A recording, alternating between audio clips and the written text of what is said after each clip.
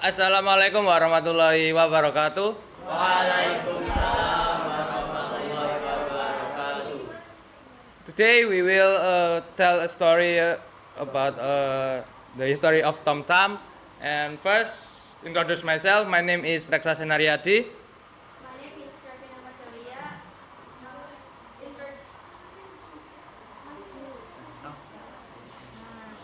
My name is Sarvina Marcelia. Attendance number is 29 as a Queen of the Fairies. My name is Pripka Suryapuri Aurelia. My attendance number is 5. I'm as a Tom mother. Hello everyone, let me introduce myself. I'm Ivana Veronica Pakpahan. My attendance number is 13. I'm as Merlin, the mighty magician. My name is Arisha Matullah. My number is 4. As Kurcaci. My name is Fernanda Islami Putra, number attendance 34 as King Arthur. Okay, we will tell a story. The history of Tom Tam. In the days of the great Prince Arthur, there lived a mighty magician called Merlin, the most learned and skillful enchanter the world has ever seen. This famous magician, who could take any form he pleased, was traveling about as a poor beggar and being very tired. He stopped at the cottage of a plowman to rest himself and asked for some food. The countryman bade him welcome, and his wife, who was a very good-hearted woman, soon brought him some milk in a wooden bowl and some coarse brown bread on a platter. Merlin was much pleased with the kindness of the plowman and his wife, but he could not help noticing that everything was neat and comfortable in the cottage. They seemed put to be very unhappy. He therefore asked them why they were so melancholy and learned that they were miserable because they had no children. The poor woman said with tears in her eyes, "I shall be the happiest creature in the world if I had a son. Although he was no bigger than my husband's thumb, I would be satisfied." Merlin was so much amused with the idea of a boy no bigger than a man's thumb that he determined to grant the poor woman's wish. Accordingly, in a short time after, the plowman's wife had a son, who, wonderful to relate, was not a bit bigger than his father's thumb. The Queen of the Fairies, wishing to see the little fellow, came in at the window while the mother was sitting up in the bed admiring him. The Queen kissed the child and giving him the name of Tom Tam, sent for some of the fairies, who dressed her little godson according to her orders. An oak leaf hat he had for his crown, his shirt of web by spiders spun, with checkered woof of thistles down, his trousers were of feathers done, his stockings of apple rind, they tied with eyelets from his mother's eye. His shoes were made of mouse skin, tanned with the downy hair within.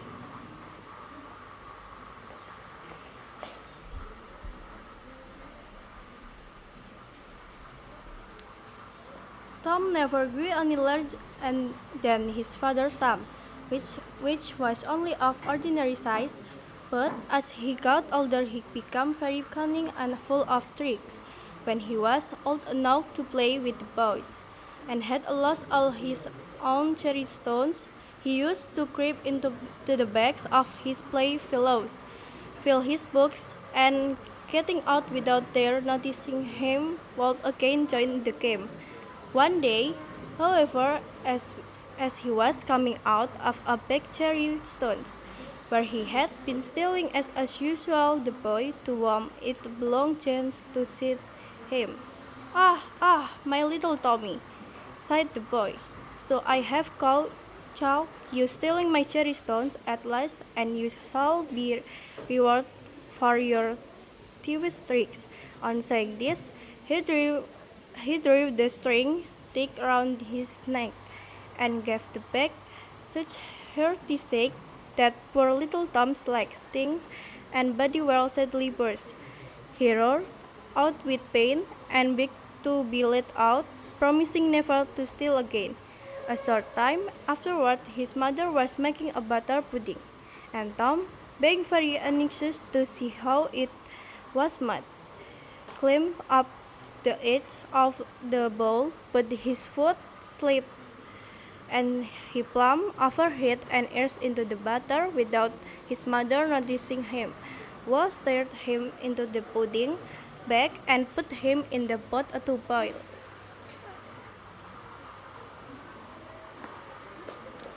The butter filled Tom's mouth and prevented him from crying, but on filling the hot water, he kicked and strangled so much in the pot that his mother thought that the pudding was bewitched, and pulling it out of the pot, she threw it outside the door. A poor tinker who was passing by lifted up the pudding and putting it into his budget. He then walked off as Tom had now got his mouth clear of the butter. He then began to cry a lot, which so frightened the tinker that he flung down the pudding and ran away. The pudding being broke to pieces by the fall. To crept out, covered all of with the butter, and walked home. His mother, who was very to see her darling in such a woeful state, put him into a teacup and soon was of the butter, after which she kissed and laid him in a bed. So after the adventure of the pudding, Tom's mother went to milk her cow in the meadow, and she took him along with her. As the wind was very high, for fear of being blown away, she tied him to a chisel with a piece of fine thread.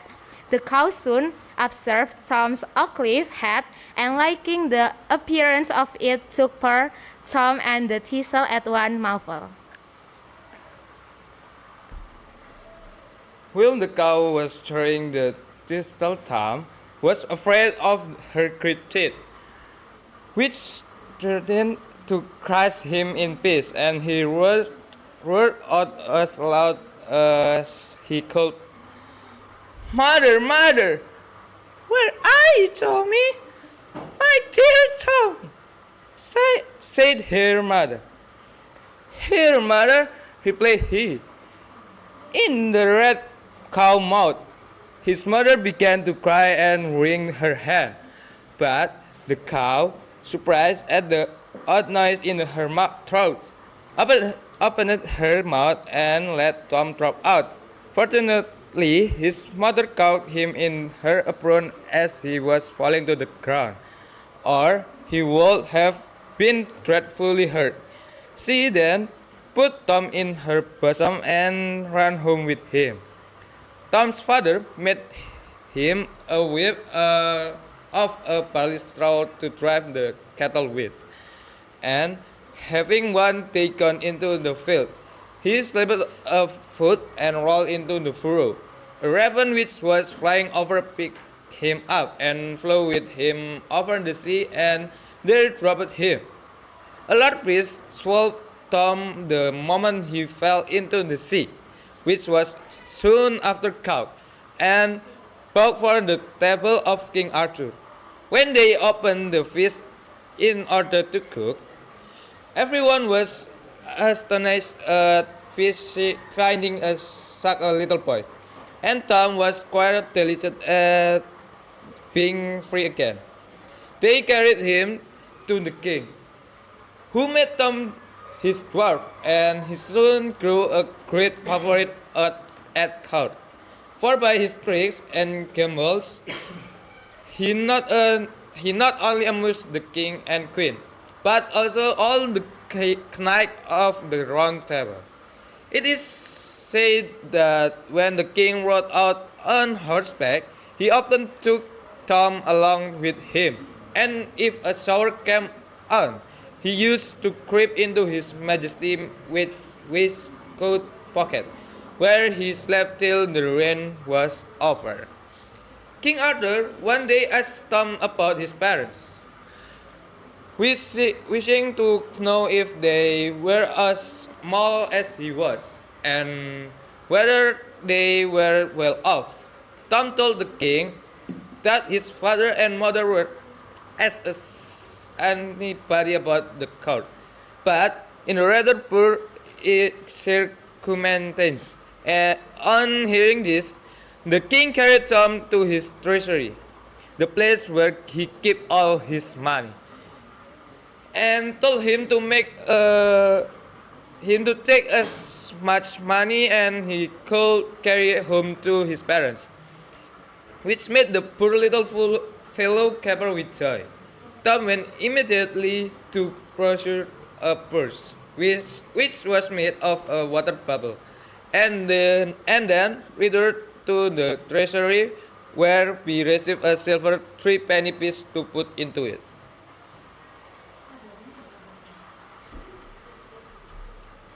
Our little hero had some difficulty in lifting the burden upon his back, but he at last succeeded in getting it placed to his mind, and set forward on his journey. However, without meeting with any accident, and after resting himself more than 100 times by the way, in 2 days and 2 nights, he reached his father's house in safety.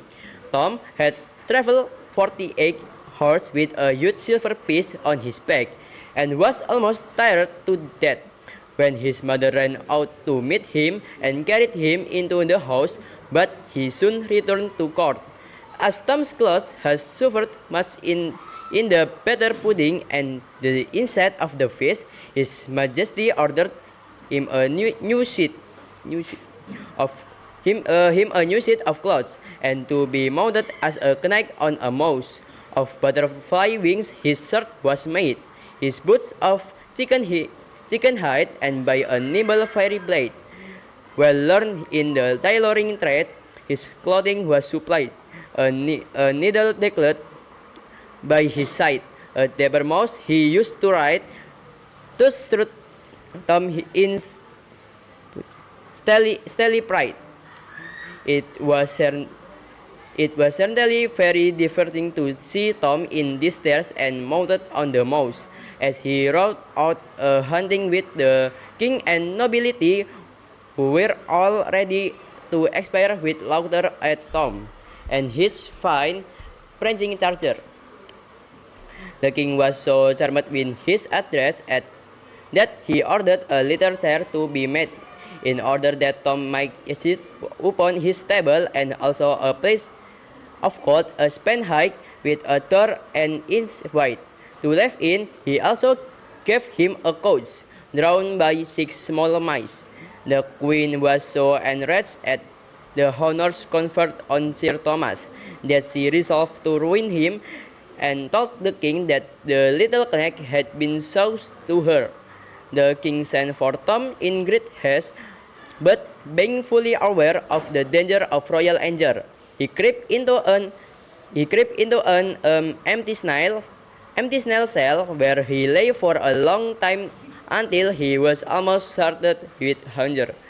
But at last he ventured to peep out, and seeing a fine large butterfly on the ground near the place of his concealment, he got close to it, and jumping astride on it, was carried up into the air. The butterfly flew with him from tree to tree and from field to field, and at last returned to the court, where the king and nobility all strove to catch him.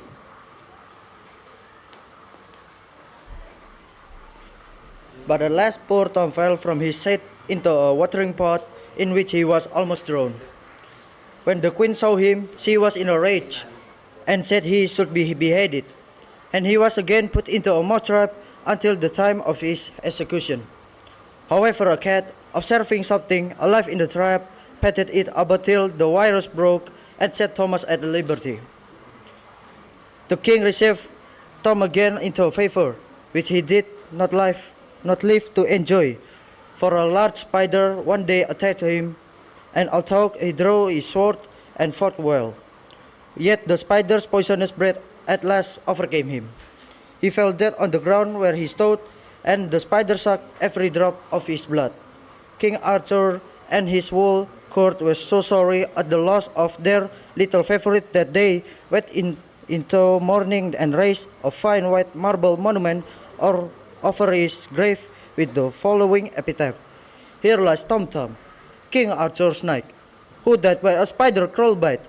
He was well known in Arthur's court, where he afforded gallant sport. He rode a tile and a tournament, and on a mouse haunting when, alive he felt the cord with mirth, his dead the sorrow soon gave birth. Wipe your eyes, and shake your head and cry, alas, Tom is dead. And that's the story of Tom Tom.